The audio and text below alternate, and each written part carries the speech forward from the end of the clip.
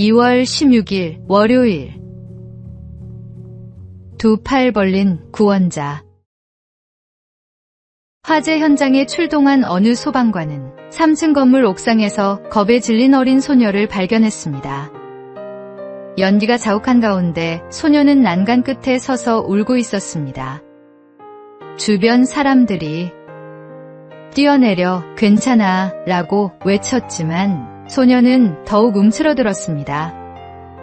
불길은 점점 가까워지고 상황은 절박했습니다. 그때 소방관은 헬멧을 벗고 환한 미소를 지으며 두 팔을 활짝 펼쳤습니다. 괜찮아, 아저씨가 받아줄게. 이리 와.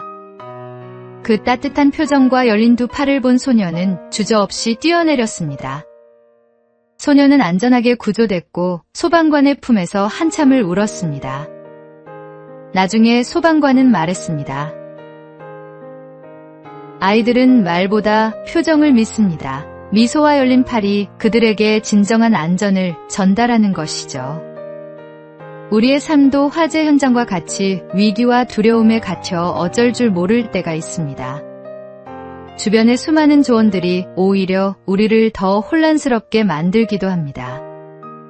그러나 주님은 두 팔을 활짝 펼치고 우리를 기다리십니다. 우리에게 필요한 것은 복잡한 해결책이 아니라 그 품으로 달려가는 단순하고 순수한 믿음입니다. 소방관이 소녀를 확실하게 받아준 것처럼 주님께서는 우리를 반드시 받아주실 것입니다. 그 사랑의 품에서 우리는 참된 안식을 누릴 수 있습니다. 오늘의 말씀. 아버지께서 내게 주시는 자는 다 내게로 올 것이요 내게 오는 자는 내가 결코 내쫓지 아니하리라. 오늘의 만나. 주님께서는 오늘도 당신을 향해 환한 미소와 함께 두 팔을 벌리고 계십니다. 두려워 말고 주저하지 말고 그 사랑의 품으로 뛰어드십시오.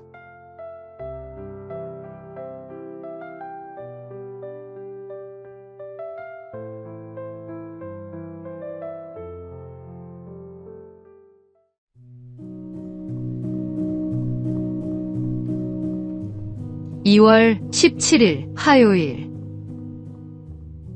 영원한 청춘의 비결. 설을 지내고 우리는 한 살을 더 먹습니다. 이렇게 해가 지날수록 쌓이는 나이에는 5가지 종류가 있다고 합니다. 첫째는 달력의 나이입니다. 달력이 넘어간 수대로 먹는 나이입니다. 둘째는 생물학적 나이입니다. 건강의 나이인데 달력 나이가 70세라도 몸 관리를 잘하면 생물학적 나이는 40세일 수 있습니다. 셋째는 정신적 나이입니다. 달력의 나이보다 이 나이가 적으면 철이 없다 하고 반대인 경우는 애늙은이라고 합니다. 넷째는 사회적 나이입니다. 몇 살에 대학에 가고 군대에 가고 사회가 요구하는 나이인데 결혼을 하는 등의 나이입니다. 다섯째는 자각의 나이입니다. 자기가 스스로 생각하는 나이입니다. 가나안 정탐꾼 중 한 명이었던 갈렙은 85세에도 40세의 건강과 꿈을 갖고 있었습니다. 크고 견고한 헤브론도 점령할 수 있다는 믿음과 자신감을 갖고 있었습니다. 그의 달력 나이는 85세였지만 생물학적 나이와 자각의 나이는 40세였던 것입니다. 설날을 보내면서 한 살 더 먹었다고 낙심하지 마십시오. 생물학적 나이와 자각의 나이를 잘 관리할 수 있다면 우리는 영원한 청춘으로 살 수 있습니다. 오늘의 말씀. 믿음은 바라는 것들의 실상이요 보이지 않는 것들의 증거니. 오늘의 만나. 진정한 젊음은 달력이 아니라 마음에서 시작됩니다. 하나님을 향한 믿음과 소망이 있다면 우리는 언제나 젊은 영혼으로 살아갈 수 있습니다.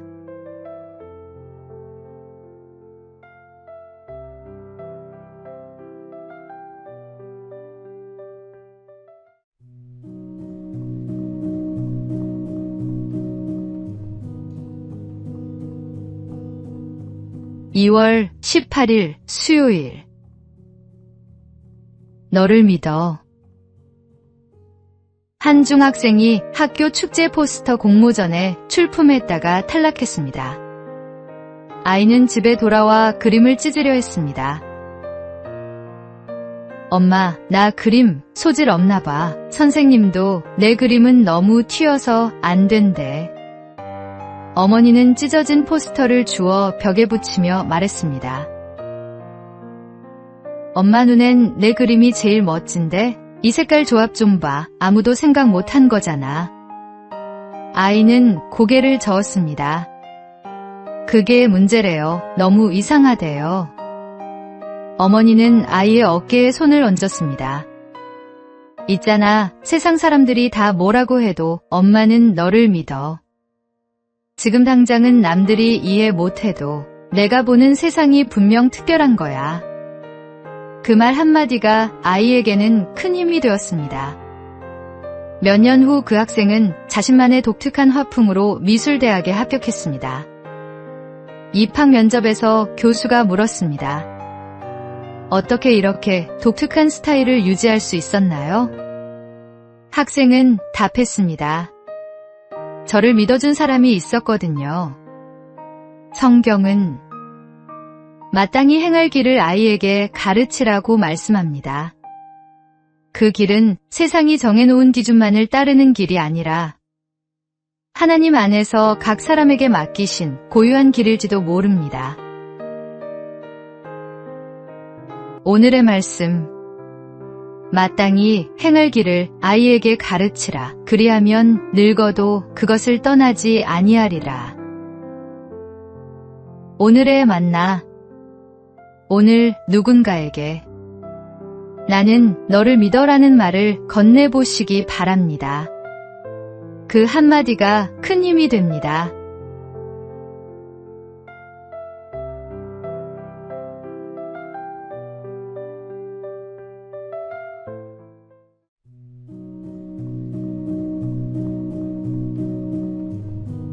(2월 19일) 목요일. 변화하는 시대, 변하지 않는 부르심. 세계 최대 인재 채용기업 CEO가 지세대 청년들에게 조언했습니다. 대학 졸업 후 사무직에 취업한다는 전통적 진로가 무너지고 있습니다. 인공지능이 초급 사무직을 빠르게 대체하면서 마케팅, 디자인, 커뮤니케이션 같은 분야의 일자리가 줄어들고 있다는 것입니다. 그는 고액의 학비를 지불한 이들에게 현실을 직시하라고 말했습니다. 지금 시장에서는 바텐더, 바리스타, 건설 현장 같은 직무에서 기회를 더 쉽게 찾을 수 있습니다. 또한 기계 엔지니어, 유지보수 기술자, 트럭 운전사 등 숙련 기술 인력에 대한 수요가 폭발적으로 증가하고 있다고 강조했습니다. 그의 조언은 명확했습니다. 열정을 따르라는 말은 더 이상 바람직하지 않습니다. 안정적 소득을 낼 수 있는 기술을 먼저 갖추십시오. 시대가 변해도 변하지 않는 진리가 있습니다. 하나님은 우리를 각자의 자리로 부르십니다.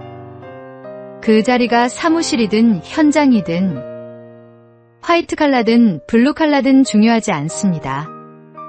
중요한 것은 그곳에서 하나님의 영광을 드러내는 것입니다.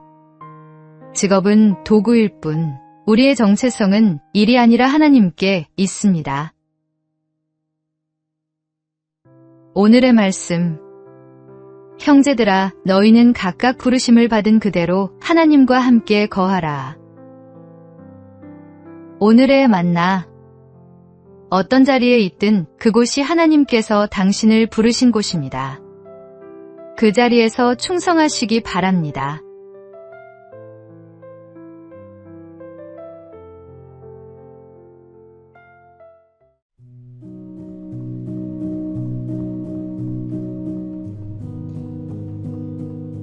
(2월 20일) 금요일. 나를 기다리시는 분. 회사 근처 김밥집에 점심을 먹으러 들어선 날이었습니다. 회의가 길어져 평소보다 조금 늦은 시간이었습니다. 자리에 앉기도 전에 주인 아주머니가 먼저 말을 건넸습니다. 오늘은 늦었다는 말과 함께 혹시 무슨 일이 있었는지 묻는 인사였습니다. 2년 가까이 다녔지만 서로 말을 섞은 기억은 거의 없었습니다. 그저 주문하고 먹고 나가는 손님 중 하나였다고 생각했기 때문입니다. 그런데 누군가는 나의 시간을 기억하고 있었습니다. 그날 이후 그 김밥집은 조금 달라 보였습니다. 배를 채우기 위해 들르는 곳이 아니라 나를 알아보는 사람이 있는 장소가 되었습니다. 힘든 날이면 괜히 그 집이 떠오르곤 했습니다. 기다려주는 사람이 있다는 사실이 작은 위로가 되었기 때문입니다. 하나님께서 우리를 보고 계신다는 말도 어릴 때는 부담스럽게 들렸습니다. 잘못을 들춰내는 감시처럼 느껴지기도 했습니다. 하지만 삶을 조금 더 살아보니 그 시선은 감시가 아니라 관심에 더 가깝다는 것을 알게 되었습니다. 우리가 보이지 않을 때에도, 정해진 시간에 오지 않을 때에도 여전히 기다리고 계시는 눈길 말입니다. 넘어졌다고 꾸짖기보다 왜 보이지 않는지 걱정하며 바라보는 시선입니다. 오늘의 말씀. 나는 선한 목자라. 나는 내 양을 알고 양도 나를 아는 것이. 오늘의 만나. 오늘 마음에 걸리는 일이 있다면 두려움보다 신뢰로 주님께 나아가시기 바랍니다. 그분은 당신을 기다리십니다.